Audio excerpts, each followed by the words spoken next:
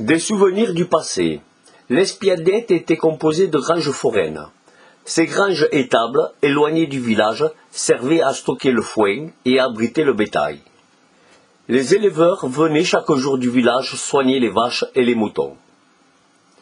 Vous pouvez apercevoir des vestiges de leur architecture. Les pignons à redans, les pénaous, étaient spécifiques au toit de chaume, comme celui de la petite chapelle.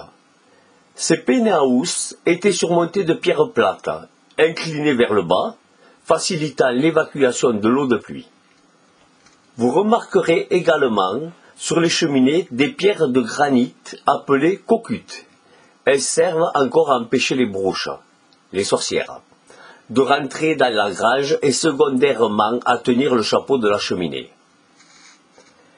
En explorant le village, vous trouverez également des vestiges de leiters, ancêtres des réfrigérateurs, petites constructions sur l'eau permettant de conserver le lait au frais dans des bidons.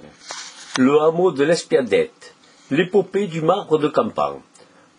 Comme une main d'acier dans un gant de velours, les tendres gazons de paillole cochent un cœur de pierre, un marbre rare qui a depuis l'Antiquité déterminé l'histoire de Paillole. La marbrière de l'Espiadette.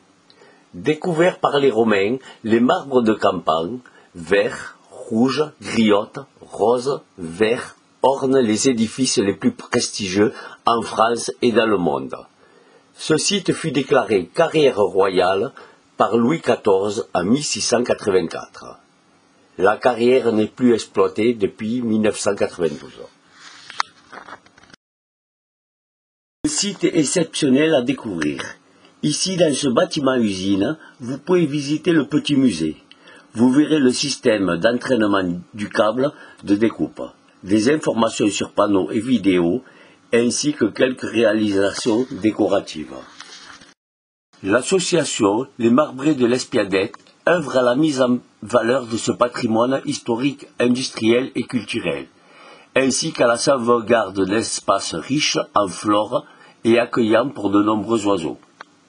La visite de la carrière s'effectue par un chemin balisé, jalonné de panneaux explicatifs et de bancs.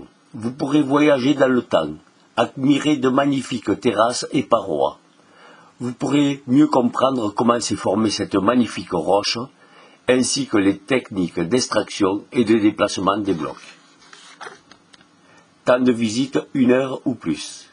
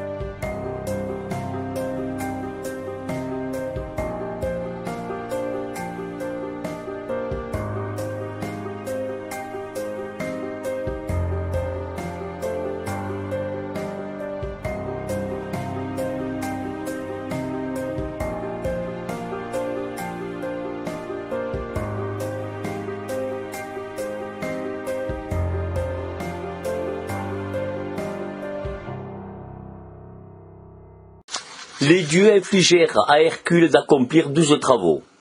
C'est lors du 10e qu'Hercule rencontra Pyrène, fille du roi Bébrix. Il en tomba fortement amoureux. Après quelques mois de bonheur, il dut la quitter et, c'est en essayant de la rejoindre qu'elle fut tuée par des loups, en ces lieux, au pied des grandes parois. Désespéré, Hercule arracha les roches du sol, les précipita vers l'océan, puis vers la Méditerranée, et ainsi créa nos Pyrénées. La légende de Pyrène, n'en déplaise aux géologues, c'est l'amour d'Hercule pour Pyrène qui dressa ici une montagne de marbre.